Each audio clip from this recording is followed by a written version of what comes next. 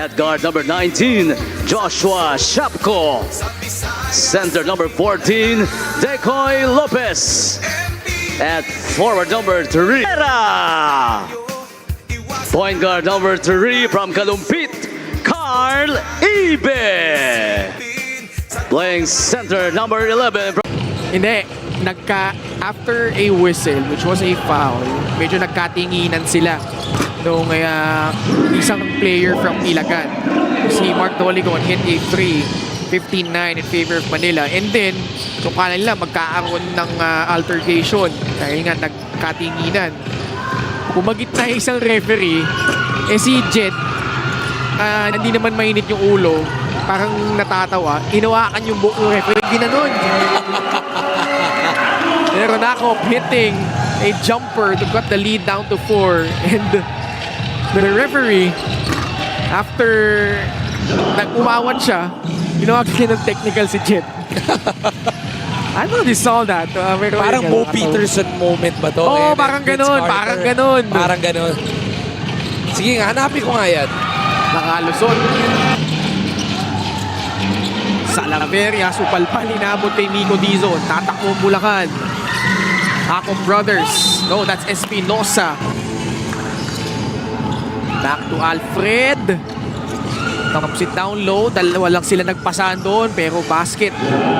Galing kay John Fa. Actually, that was already a shooting range para dito kay Alfred Cedillo. Naiwan na niya on that side step, but he gave it up to John Fa, who was always ready to take the shot. Sports Plus is the official sportsbook of the MPBL. Scan the QR code to play or visit www.sportsplus.ph. 19-16 in favor of Manila. Fa throws the ball away. Akop on the run. Aaron Akop with the gorgeous finish. Just smooth. Just smooth. You know, that reverse layup, we will see that for a lot of times on our replays. Lazaro, malakas. Yung tira galing sa labas. Nico Dizon snares down another board. Andre Akop spins over Alfred Cedillo, puts it in.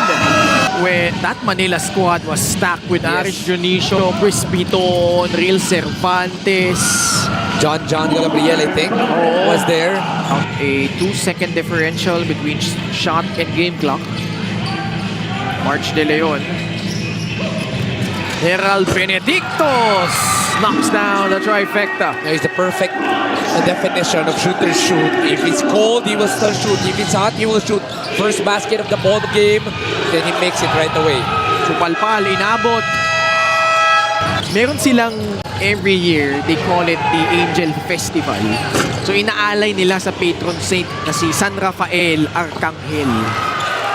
So yun. So meron silang rich history. And they also had the Guinness World Record sa pinakamaraming taong nagsipagsuot ng kasuotang anghel ng sabay-sabay sa isang pagtitipon. Okay. Ang ganda naman ng hindi natin naramdaman yun today, no? Sana kung nalalaman ko pala yan right before. Ka? Hindi, at isa naikot ko ng onte.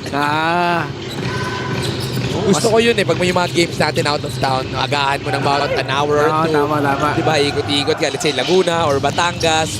Sa Batangas, sure yan lagi. Pag Batangas ang game, you go an hour early. The running game continues for both of the squads. John Fa, sumalakay sa loob, lays it up in it. Hindi lang bilis ang meron si John Fa. He knows how to control his body, even with a little physicality, a little bump. He is still able to be in control, and he was able to get that finish. 2 minutes gone by in the second period. Benedicto's 3 won't work. Manila, chance to take the lead. Extreme ang subok at kumpletong appliance brand ng Pilipinas. Shot rejected by Barrera, but there to clean it up. 8 on the shot clock, working on John Fa. Pass outside, Castillo. Masyadong matulis yung tira. John Fa the rebound. John Fa goes up strong, undeterred by 4 defenders. Tried to snake it, tried to attack, used his bump. These were 2 taller guys than John Fa. Pero yung control niya sa katawan niya at sa Doligon, rebound off a miss. Baltasar, fake.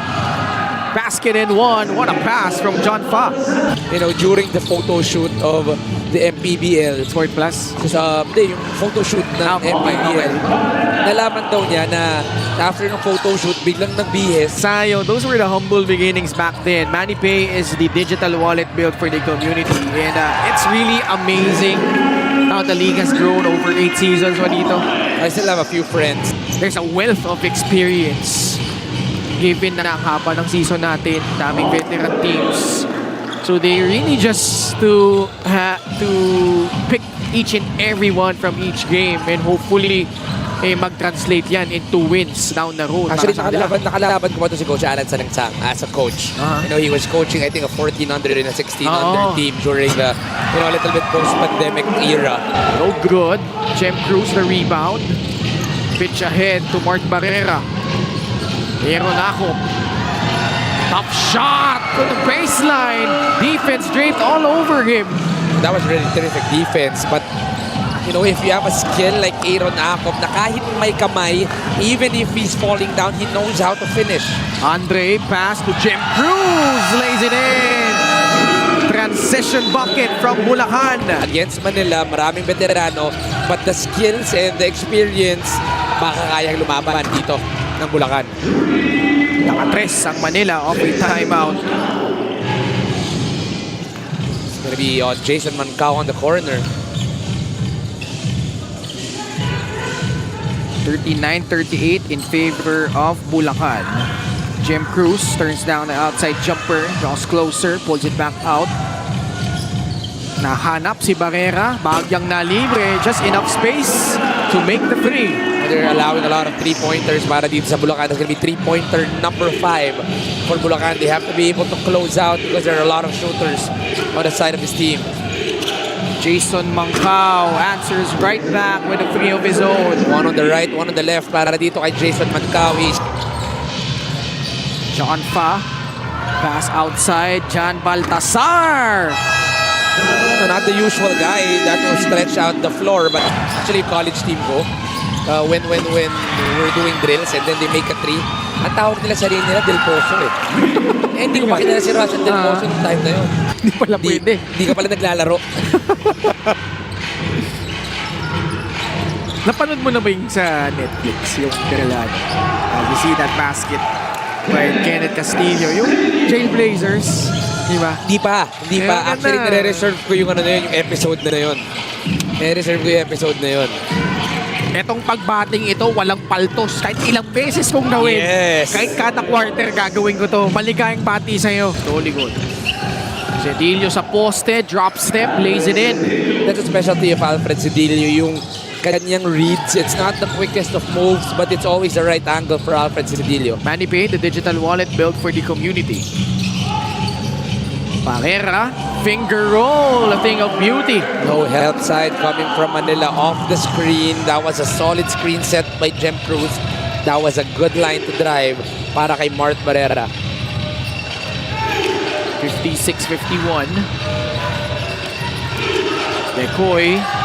Bola na agaw ni Andre Akop. Ahead is Jem Cruz. Catches. Lays it in. Noligon. Getting past Nico Dizon. Binangga ni De Leon. Makes it anyway. He just lost balance. That was the drive. It lost his hand. It slipped. And then all of a sudden, pasok pala para kay Mark Doligon. Alahoy. Walang almusal para sa'yo. Cut by Barrera.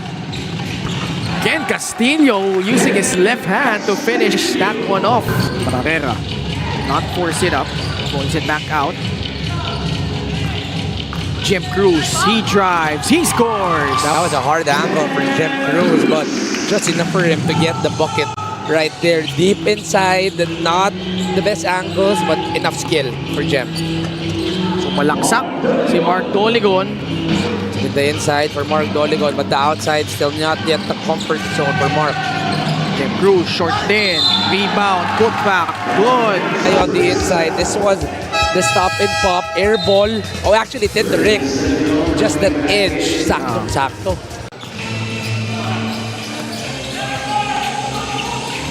Cedillo drives. It's the friendly bounce at the layup. Saka na nanonood. I'm sure sila Michael nanonood. So, paabot na lang po ng aming bate. Oo. Shot way off. Running start for Mark Barrera. LGR is the official outfitter of the MPBL. Benedictos, umalog palabas yung tira. Barrera, wala pa din. Agawad sa bola, napunta kay Jan Baltasar. That was a straight line for Herald Benedictos and the putback as well. But lucky for Manila that miss will... Coy Lopez. Eusebio launches a three and knocks it down. He's making big baskets.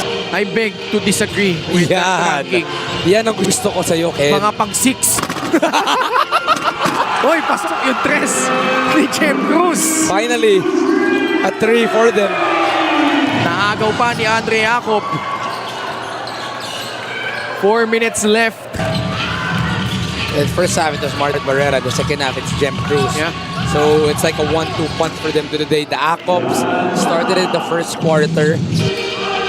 5 seconds left on the shot clock. Forced to take that shot from way downtown. No good. Last 2 minutes brought to you by Sports Plus, the official sportsbook of the MPBL. Mark Doligon jackknifes his way inside for 2. John Fa will attack, goes to the other side. He will finish. It's not there anymore and it's giving opportunities for Manila to attack. After the misses, Doligon or Fa already at work, even getting a few threes. These two really were crucial for Bulacan to get this home game. Bulacan picking up their 3rd victory.